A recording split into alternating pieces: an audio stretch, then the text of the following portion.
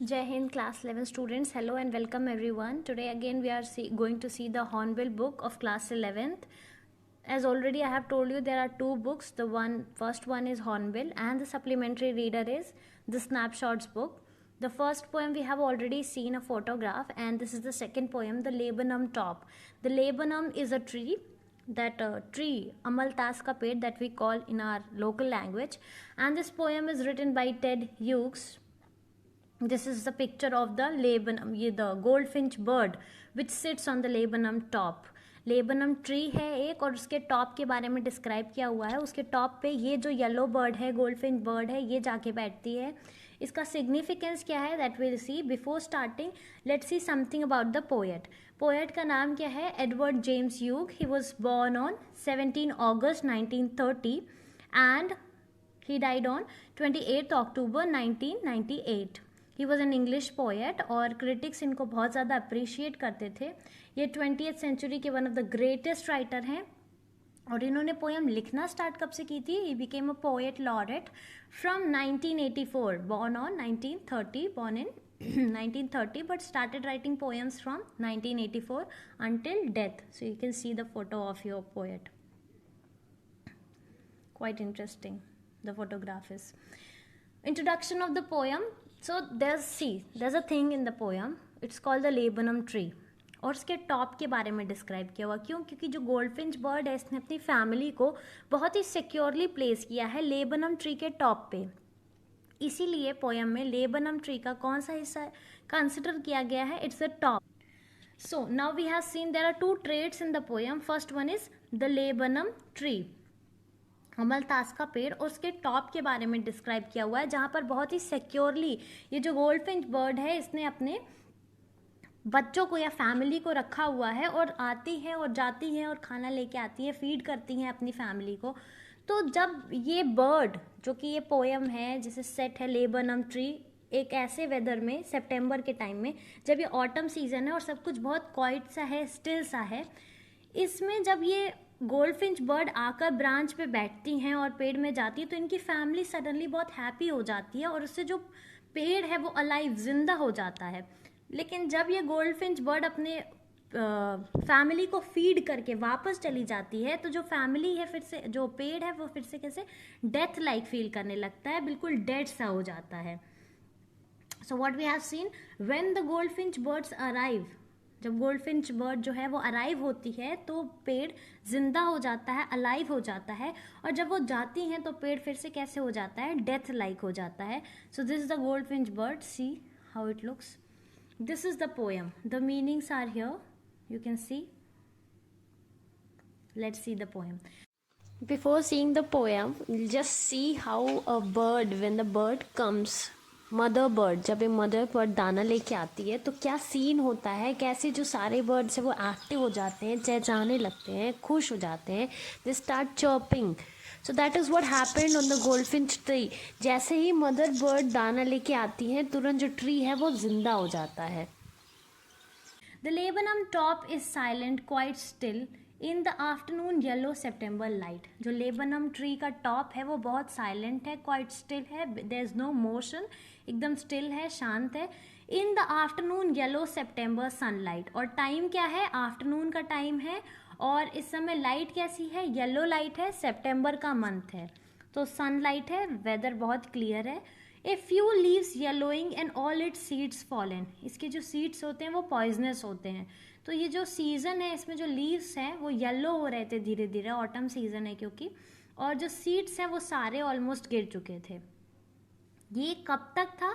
Till the goldfinch comes with a twitching chirrup, with a sudden chirping of sound. Suddenly chirping sound के साथ जब तक goldfinch नहीं आती है तब तक ऐसा माहौल रहता है पेड़ पे, और जब गोल्डफिंच आ जाती है तो क्या होता है? ट्विचिंग चिरअप, एक सडन सा चर्पिंग साउंड होता है, एक सडननेस, एक शेकी सा एनवायरनमेंट हो जाता है ट्री पे, एक सडन स्टालमेंट हो जाती है, एक शेकिंग हो जाती है, जर्क आता है जो ब्रांच के एंड पे आता है, क्योंकि गोल्डफिंच अभी आके कहाँ बैठी हैं? जो ब्रांच है उसके एंड पे आके बैठी हैं. फिर अब उस ब्रांच के एंड से स्लीक एज अ लिजर्ड, एक लिजर्ड को वॉक करते आपने देखा होगा, स्लीक बहुत ही स्मूथली वॉक करती है और अलर्टफुल मैनर में. तो ये भी as a lizard, sleek as a lizard, simile है ये, स्लीक एज अ लिजर्ड की तरह बहुत ही अलर्ट और अब्रप्ट मीन्स अचानक से, लेकिन बहुत अलर्ट मैनर में ये कहाँ एंटर करती है? शी एंटर्स द थिकनेस में जो घना हिस्सा है पेड़ का, अभी ब्रांच के एंड पे थी, अब जा रही हैं जो सेंट्रल हिस्सा है पेड़ का, थिकनेस में जा रही हैं। A machine starts up of chittering, और जब वो एंटर करती हैं, जब वो अपनी फैमिली के पास पहुंचती हैं, तो एक मशीन जैसे स्टार्ट होता है, एक मशीन ऑफ चिटरिंग, वैसे एक मशीन जैसे स्टार्ट हो जाता है, machine of चिटरिंग्स end of tremors of wings. और अचानक ट्रेमर्स ऑफ विंग्स मतलब बिना, जैसे इनवॉल्यूंट्री जो एक्शन होता है, खुशी से जो विंग्स है वो अपने आप जो बच्चों की हैं वो फड़फड़ाने लगती हैं, एक ट्रेमर आने लगता है विंग्स में, ट्रिलिंग्स आने लगती है, शेकिंग आने लगती है, the whole tree trembles means shakes, thrilling as you know. तो जो पूरा पेड़ है वो अलाइव हो जाता है, क्योंकि you can imagine the situation, जो बर्ड्स हैं, जो फैमिली में बर्ड्स थे वो देखकर इतने खुश हो गए हैं, सब चर्पिंग कर रहे हैं, सब विंग्स फड़फड़ा रहे हैं, और जो गोल्डफिंच है, मदर गोल्डफिंच है, वो भी आके उनसे मिल रही हैं, तो everything is very happy now. It is the engine of our family, और ये जो मशीन है इसका इंजन कौन है? ये गोल्डफिंच बर्ड, क्योंकि जैसे ये आती है तुरंत क्या हो जाता है, जो मशीन है वो स्टार्ट हो जाती है। तो ये भी बहुत सिग्निफिकेंट है, मेटाफर है, ये बर्ड को डायरेक्टली क्या बताया है? Engine of her family. Metaphor बहुत ही ब्यूटीफुली पोएट ने प्रेजेंट किया है कि कैसे एक मदर जो है वो अपनी किसी भी फैमिली का, एक जैसे मशीन का इंजन होता है वैसे एक फैमिली के लिए एक मदर होती हैं। She stokes it full then flirts out to a branch.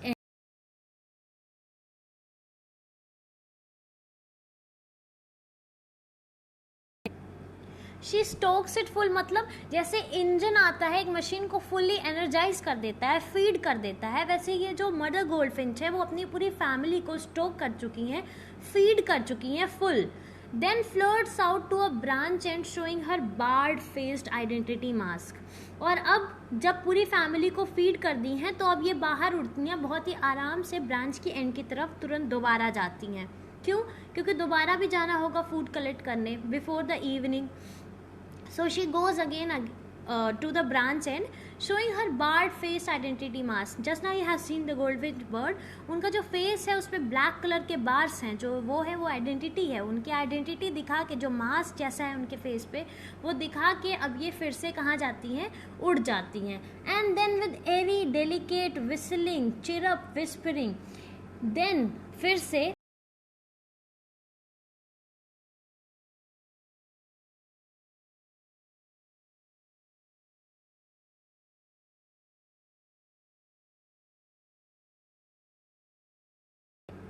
Then again with eerie delicate, eerie means बहुत स्ट्रेंज सा, डेलिकेट मीन्स सॉफ्ट सा, बहुत स्ट्रेंज और डेलिकेट सा इस बार साउंड होता है। किसका साउंड होता है?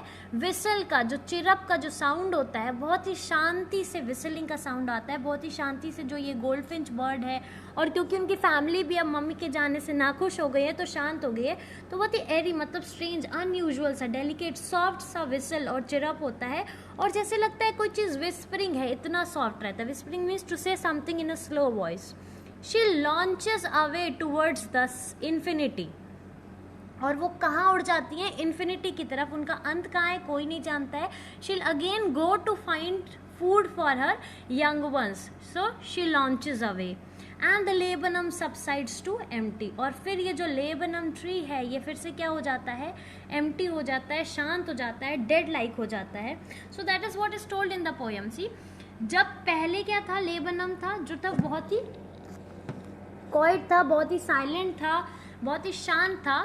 आफ्टरनून सितंबर का टाइम था, पर कब तक शांत था? जब तक कि गोल्डफिंच बर्ड आती नहीं है। फिर जब वो आ जाती हैं तो ट्विचिंग चिरप के साथ बहुत ही जो विस्परिंग चिरपिंग का साउंड है उसके साथ जो है वो ट्री में पूरे क्या हो जाता है? एक शेकिंग आ जाता है, एक सडननेस आ जाता है, एक एनर्जी आ जाती है।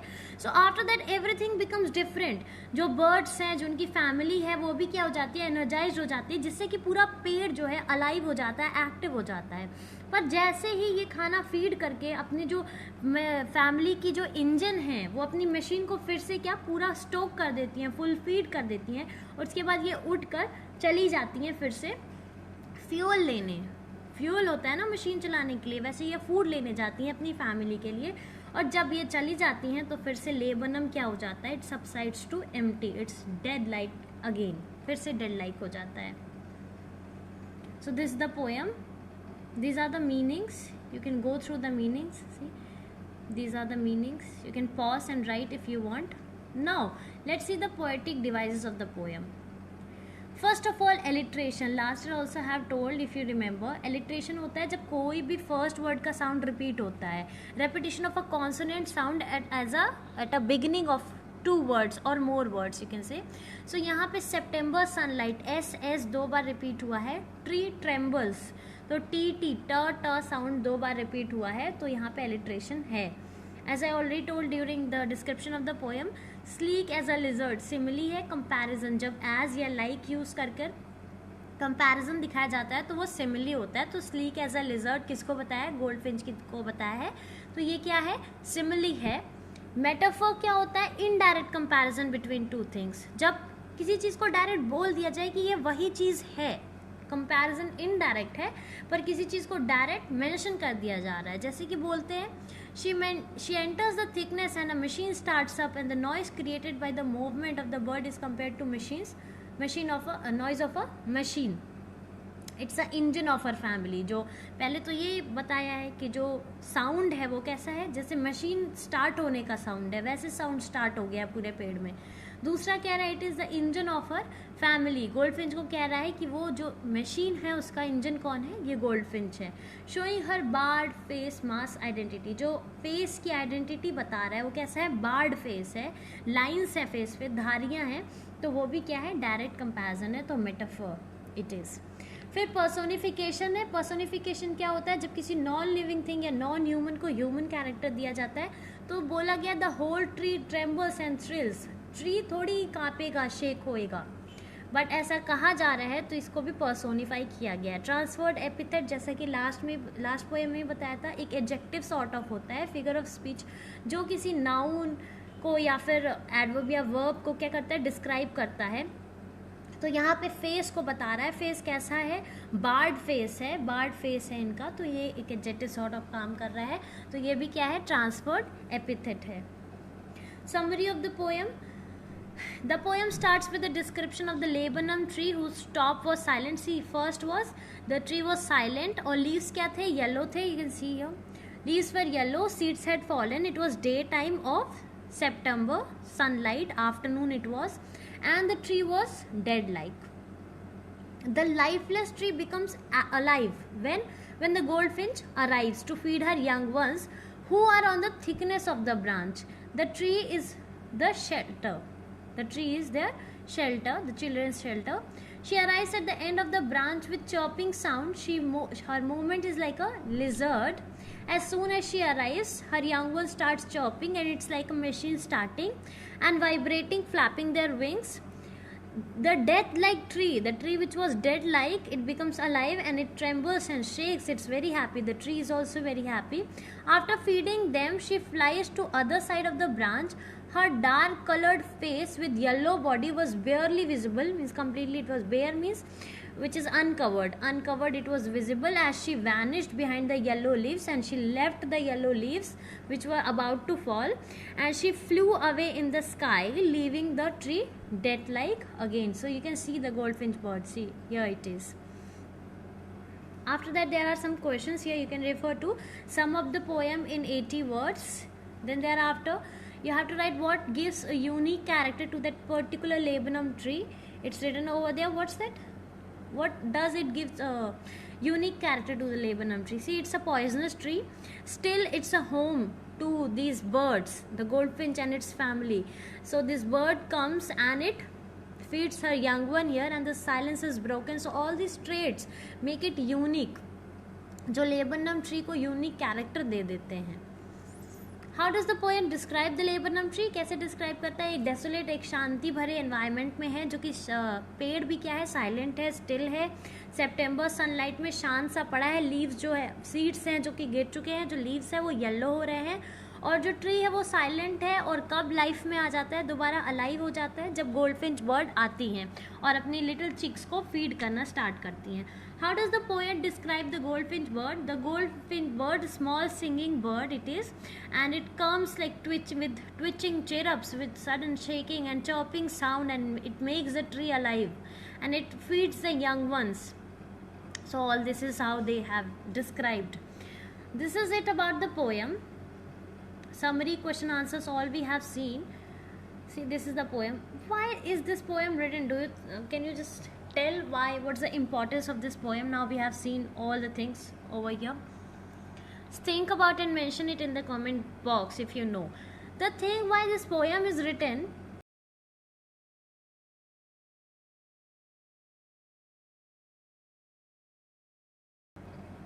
See, there are two important things that are described here in the poem which can be taken as a theme. The first thing is that एक पेड़ होता है जो कि बहुत ही शांत, डेसोलेट सा, क्वाइट सा एक डेसोलेट प्लेस में, खाली प्लेस में अलग सा पड़ा रहता है, और नेचर की एक छोटी सी बर्ड आकर कैसे उसको अलाइव कर देती है, कैसे वो बर्ड की फैमिली उस पेड़ के लाइफ में हैप्पीनेस लेके आ जाती है. Last year we have seen that poem. Which poem it was?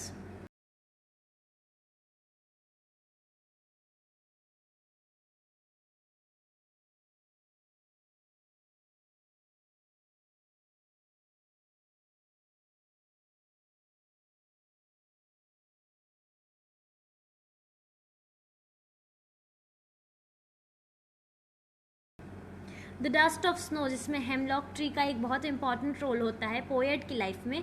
वैसे यहाँ पे इस पेड़ की लाइफ में इस गोल्डफिंच बर्ड का बहुत इंपॉर्टेंट रोल होता है, जो कि एक डेड लाइक थी उसको दोबारा से अलाइव कर देती है ये छोटी सी small singing bird. Goldfinch is very small in size, it's yellow singing bird. Secondly, the motherly instinct is described. कैसे गोल्डफिंच का मम्मी के आ जाने से जो हैप्पीनेस है फैमिली में वो कितनी ज़्यादा स्प्रेड हो जाती है. जो बर्ड्स हैं जो शांत पड़ी थी, जिनकी वजह से वो पेड़ शांत पड़ा था, वो हैप्पी हो जाती हैं and it becomes alive. All of them become alive, और उसकी वजह से जो पेड़ है वो पूरा अलाइव हो जाता है. तो these two themes are highlighted. एक तो कैसे एक स्मॉल बर्ड एक पेड़ को कैसे अलाइव कर सकती है, दूसरा जो मदरली इंस्टिंक्ट है, कैसे बच्चे जो मदर के थे वो शांति से पड़े हुए थे और मम्मी के आ जाने से वो इंजन की तरह एक्ट किए और मशीन जो है वो चलने लगी. दूसरा, इनकी जो मम्मी है वो कितना हार्ड वर्क कर रही थी, जाकर दाना लेके आई, and when she stoke them full, जब पूरा उनको फीड कर दिया तो उसके बाद वो उठ के वापस फिर जा रही थी तुरंत to collect food for her young ones before it is evening. Sunset होने से पहले फिर से उनको खाना लेके आना था अपने यंग वंस के लिए. सो all these you can be said as the themes which are highlighted in this poem. So this is what is being described in the poem. That's all about this poem. This is the summary. These are the question answers. What you have to do from your side is to prepare question answer. Extract based question बनाइए, उसके answers लिखिए, कुछ long answer question बनाइए, कुछ theme based questions बनाइए. Do it yourself. At least 10 questions you have to prepare. That will clear all your doubts from the poem. That's all for this poem today. Thank you. Have a good day.